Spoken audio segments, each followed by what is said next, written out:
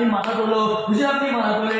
আল্লাহ পাকের ফেরেশতাগুলো আল্লাহ পাকের গিয়ে বলবে, ও রব্বুল আলামিন আল্লাহ, আপনার হাবিব সিজদায় পড়ে গিয়েছে, আপনার হাবিব সিজদায় পড়ে গিয়েছে। হুজুর